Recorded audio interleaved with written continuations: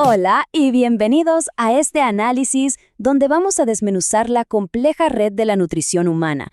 Imaginen el cuerpo humano no solo como carne y hueso, sino como lo que realmente es, un motor biológico increíblemente preciso y súper adaptable. Para arrancar, hablemos de un dato que siempre sorprende. Entre el 60 y el 70% del cuerpo de un adulto es pura agua. Así es, más de la mitad. Esto nos deja clarísimo que nuestra composición física y funcional está ligada directamente a lo que consumimos. Literalmente, la máquina que habitamos se construye gota a gota y bocado a bocado. Pasemos al acto 1, el combustible y el motor. Si miramos el desglose ideal de macronutrientes para el día, los carbohidratos son los reyes de la energía. Se llevan la porción más grande, entre un 50 y un 60% del total diario. Y esto tiene una razón de ser fundamental. Al usar los carbohidratos como la chispa principal, evitamos que nuestro cuerpo queme proteínas vitales solo para obtener energía. Básicamente, salvamos a las proteínas para que puedan hacer su verdadero trabajo, que es construir células y mantener fuertes nuestras defensas inmunitarias. Ahora, hablemos de los asistentes de este motor, que son las vitaminas. Las dividimos en dos grandes familias. Primero están las liposolubles, que se guardan y viajan en las grasas del cuerpo. Y luego están las hidrosolubles, como la famosa vitamina C o el complejo B. Un detalle fascinante de estas últimas es que, al depender del agua, se aprovechan muchísimo mejor si los alimentos se consumen crudos. Hervirlos o cocinarlos en exceso literalmente destruye estas vitaminas antes de que siquiera tengan la oportunidad de llegar al torrente sanguíneo. Todo esto nos lleva a un concepto clave, el índice metabólico basal. Imagínenlo como el costo fijo de mantener el motor en marcha. Es la cantidad mínima de energía calórica que el cuerpo necesita para sobrevivir estando en reposo absoluto. Es lo que garantiza que el corazón siga latiendo, los pulmones respirando y las células regenerándose sin que tengamos que mover ni un solo dedo. Pero claro, la naturaleza humana exige movimiento, y ahí es donde la demanda de energía cambia por completo. Si alguien realiza una actividad ligera, como trabajar frente a una computadora, necesita más o menos un 50% extra de esa tasa basal. Pero si hablamos de trabajos pesados de construcción o un entrenamiento deportivo intenso, los requerimientos de esta máquina literalmente se duplican. Es simple cuestión de oferta y demanda. Lo que nos lleva al acto 2, guiando el viaje. Para darle sentido a toda esta información clínica en el día a día, existen herramientas visuales clásicas, como la pirámide de los alimentos de Estados Unidos o la guía de Canadá. Lo genial de estos modelos es que toman datos abstractos sobre nutrientes y los convierten en reglas súper fáciles de seguir para nuestra comida diaria, poniendo siempre como base principal a los granos, las frutas y los vegetales.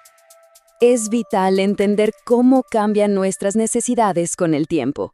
Desde el desarrollo fetal hasta llegar a la tercera edad, vamos a ver cómo un mismo cuerpo cambia radicalmente sus prioridades nutricionales a medida que madura el metabolismo. En la línea de salida, durante el embarazo y la infancia temprana, el cuerpo es una máquina de construcción a toda marcha.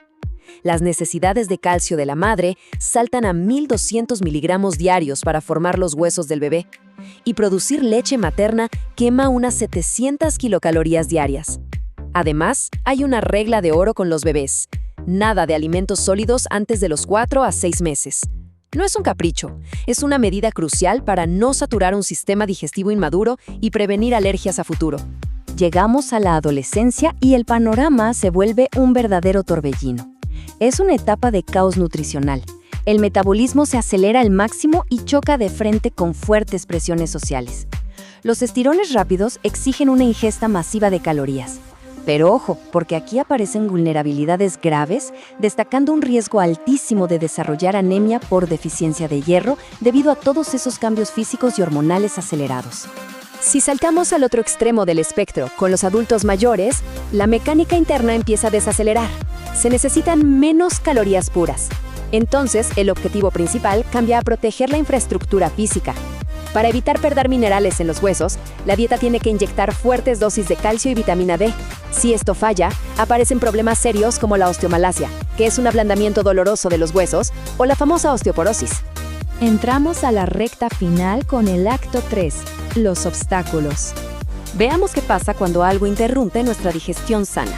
Primero están las barreras que vienen codificadas en el ADN o en la cultura. La tolerancia de cada cuerpo es un mundo. Por ejemplo, en muchas poblaciones no europeas, la deficiencia de la enzima lactasa hace que tomar leche sea una pesadilla en la adultez. Luego están las restricciones culturales, como la milenaria doctrina Ahimsa que prohíbe comer carne. Y a nivel genético, deficiencias como la de G6PD pueden hacer que comer algo tan inofensivo como unas habas provoque una anemia severa. Pasando al plano psicológico, hay una pregunta reveladora. ¿Es lo mismo tener hambre que tener apetito? Definitivamente no. El hambre es una alarma biológica innegable. Es el cuerpo pidiendo combustible para sobrevivir. El apetito, en cambio, está en la mente. Es un deseo altamente condicionado por el estrés, los recuerdos o simplemente porque un plato se ve espectacular. Ahora, cuando esa relación mental con la comida se corrompe, nos encontramos con trastornos graves como la anorexia nerviosa. En esta condición, el estrés emocional extremo y una percepción distorsionada del cuerpo apagan por completo el apetito natural. Y las consecuencias son devastadoras. No es solo perder peso, es alterar de forma dramática hormonas vitales y desestabilizar la regulación del agua y la temperatura. Es un verdadero cortocircuito en todo el sistema. Y luego tenemos a los invasores microscópicos. Hablemos de las intoxicaciones alimentarias graves, como el botulismo, que suele venir de conservas en mal estado. La bacteria Clostridium botulinum inicia una guerra rapidísima. En apenas 12 a 36 horas puede causar problemas visuales y paralizar la respiración. Estamos hablando de una tasa de letalidad escalofriante, del 60% si el paciente no recibe asistencia médica inmediata. Los peligros también se esconden en la naturaleza, como en ciertos mariscos expuestos a la marea roja o en hongos venenosos. Sus toxinas atacan el sistema neurológico y renal en cuestión de horas o incluso minutos. Provocan un hormigueo agudo llamado clínicamente parestesia, sensación de estar flotando, alucinaciones severas o un rápido declive hacia una insuficiencia renal que requiere atención urgente. Cuando estos obstáculos entran al cuerpo, se activa nuestra defensa de emergencia más extrema y violenta, el vómito. Lejos de ser algo aleatorio, es una maniobra perfectamente coordinada. Primero, la parte superior del estómago cede y se relaja. Luego, la parte inferior se contrae, haciendo de embudo y bloqueando el paso al intestino. Finalmente, un espasmo violento del diafragma y los músculos abdominales exprime todo hacia arriba. Pura física y pura supervivencia. Obviamente, para los médicos, analizar esta reacción es absolutamente clave. Tienen que evaluar obsesivamente cada episodio. Observan si la salida es lenta o explosiva en forma de proyectil, revisan el color o si hay rastros de sangre y comida sin digerir. Todo esto se hace para estar un paso adelante y evitar que el paciente pierda demasiados líquidos, previniendo una deshidratación fatal o un estado muy peligroso de alcalosis metabólica. Lo más revelador de todo esto es cómo nuestro exterior traiciona a gritos la calidad de nuestro combustible interior. Un ojo experto no necesita grandes aparatos para notar que unas encías esponjosas que sangran, un cabello quebradizo o problemas de ceguera nocturna son señales inequívocas de un cuerpo malnutrido. Un contraste enorme frente al cabello brillante, los músculos desarrollados y la buena visión de un sistema que está recibiendo el combustible adecuado. Cuando el sistema digestivo está tan comprometido, la medicina tiene que intervenir modificando físicamente la comida. Aquí entran las terapias dietéticas. Estas van desde recetar únicamente líquidos transparentes hasta pureces suaves y sin irritantes. El objetivo es muy claro: quitarle todo el trabajo mecánico y químico al estómago, para frenar la irritación, dándole tiempo al motor para que se repare y vuelva a su fase constructiva. Para cerrar este análisis, nos queda una reflexión bastante provocadora. Si nuestro motor humano está diseñado con tanta precisión evolutiva para procesar combustibles naturales, ¿qué impacto real están teniendo el estrés crónico y nuestras dietas superprocesadas en nuestro destino biológico? Sabiendo la inmensa sensibilidad de esta máquina, vale la pena preguntarnos con total franqueza, basándonos en el combustible que le estamos dando a nuestro cuerpo hoy, ¿hasta dónde esperamos que nos lleve el día de mañana? Definitivamente algo muy profundo para pensar. En un tema que honestamente es fascinante, cómo la enfermería agarra algo tan básico como comer y beber y lo transforma en una ciencia clínica súper precisa. Piensen en esto, alimentarnos parece algo automático, ¿no? Un instinto puro.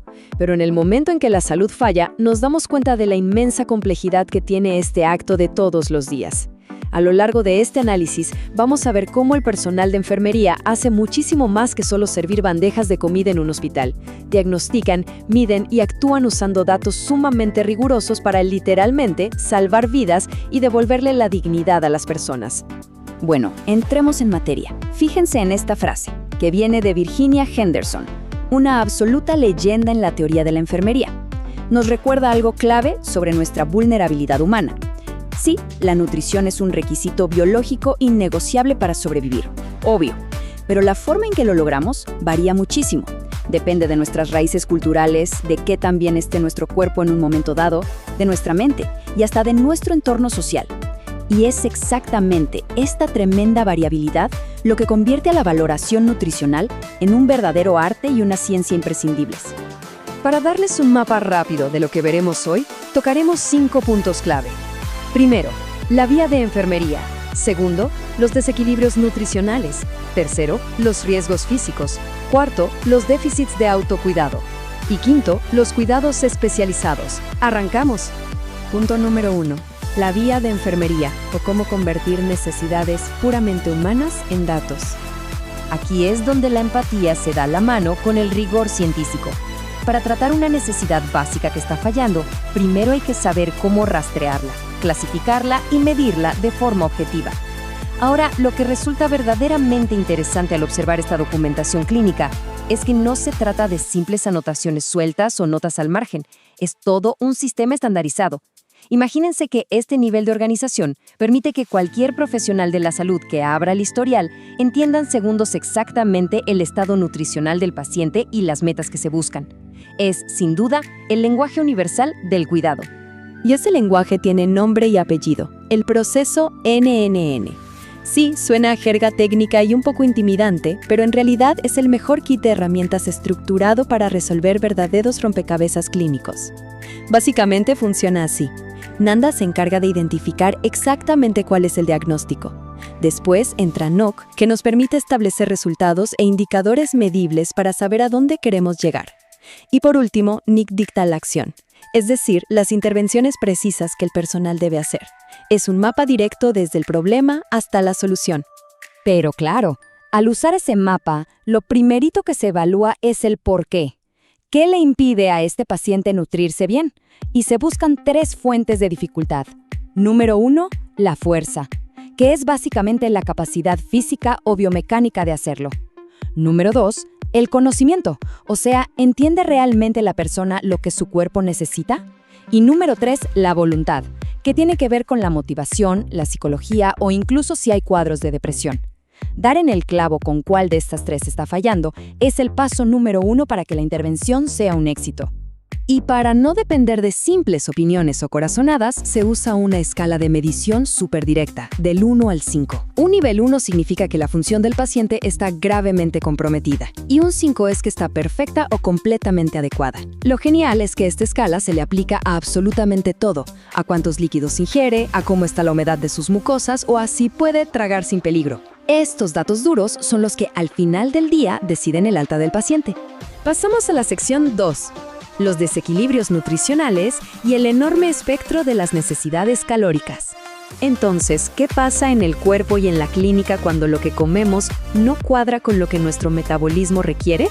Nos topamos con 2 realidades que son literalmente polos opuestos. Por un lado, tenemos el diagnóstico 00001 que trata sobre comer de más. Y ojo, no es solo la comida en sí, los factores detrás de esto incluyen sedentarismo, comer por pura ansiedad o darse atracones al final del día. Aquí casi siempre fallan el conocimiento o la voluntad. Pero en la otra esquina está el código 00002, que es cuando el paciente come de menos. Y las causas acá suelen ser biológicas y pesadas, dolor abdominal crónico, problemas fisiológicos para absorber los nutrientes o, tristemente, factores socioeconómicos. Son las 2 caras de la misma moneda metabólica, pero requieren tácticas totalmente distintas. Así que el punto crucial a recordar es este número, 20%. No es un invento al azar. En la práctica clínica, si el peso corporal de alguien varía un 20% por encima o por debajo de su peso ideal, saltan todas las alarmas. Es el gatillo que activa de inmediato estos diagnósticos de desequilibrio. Es un umbral estricto que nos grita que el cuerpo acaba de entrar en una zona de verdadero riesgo metabólico. Y esto que ven ilustra de manera brillante cómo el cuidado tiene que transformarse cuando las vías naturales ya no alcanzan o no son seguras. Pasamos de observar simplemente el metabolismo a tener que intervenir directamente usando mecanismos físicos, tubos, sondas y fluidos balanceados cuidadosamente. Llegamos a la sección 3, los riesgos físicos, particularmente la deshidratación y la aspiración. Porque claro, olvidemos las calorías por un segundo. Existen riesgos mecánicos que pueden volverse letales en horas. Hablamos de una deshidratación profunda. El diagnóstico 00028 vigila justamente esto, el riesgo de quedarse sin volumen de líquidos a nivel vascular o celular. ¿Quiénes están más en peligro? Los extremos de la edad, personas con diarreas severas o pacientes con catéteres permanentes. Aquí el monitoreo es extremo, de verdad. Se hace un balance estricto de cada mililitro que entra y sale del cuerpo, y se evalúan cosas tan precisas como la elasticidad de la piel o si las membranas mucosas están húmedas. Un ligero desajuste en este punto puede provocar un fallo sistémico. Pero ¿saben qué? Quizás el peligro mecánico más aterrador a la hora de comer sea la aspiración. Es decir, cuando los líquidos o los sólidos se desvían directo a los pulmones. La intervención 3200 es un paso a paso casi militar para evitar esto. Primero, estar súper pendientes del nivel de conciencia del paciente y de su reflejo de tos. Segundo, física pura, sentarlo bien derecho, a 90 grados. Tercero, y esto sorprende a muchos, usar agentes espesantes, porque el agua pura es facilísima de aspirar si la parte neurológica está fallando. Y cuarto, si la alimentación es por sonda, se tiene que comprobar sí o sí la colocación exacta de ese tubo antes de pasar cualquier nutriente. Cero margen de error. Avanzamos a la sección 4, déficits de autocuidado. Básicamente, cuando la alimentación requiere asistencia. Aquí entramos en un terreno sumamente sensible. El diagnóstico 00102 aborda el momento en que alguien pierde la capacidad física o mental para alimentarse por su cuenta. Las señales son súper claras. Incapacidad para agarrar los cubiertos, llevar el recipiente a la boca o mover la comida para masticarla. Todo esto causado generalmente por un deterioro cognitivo o neuromuscular severo. La enfermería aquí actúa con muchísima empatía, pero con mucho orden. No es solo dar de comer, hay que preparar el terreno. Se retiran todas las distracciones del ambiente para evitar ahogos. Se alimenta a la persona lentamente, sin apurarla nunca. Y se respetan sus gustos para mantener un ambiente de calma y dignidad. Pasemos al siguiente nivel y veamos cómo todo esto se conecta. Porque, ¿qué pasa si el problema no es físico? Hasta ahora hablamos de compensar la falta de fuerza, pero ¿qué ocurre cuando lo que falta es el conocimiento? Es justo aquí donde el cuidado clínico se convierte en pura docencia de supervivencia. Y esto nos lleva a la última sección, la número 5, cuidados especializados, enfocados en la lactancia materna y el control glucémico. Vamos a ver cómo se maneja esto en las etapas críticas de la vida. Empecemos por el mismísimo principio, el diagnóstico 00104 aborda la lactancia materna ineficaz. Aquí el personal actúa como verdaderos educadores.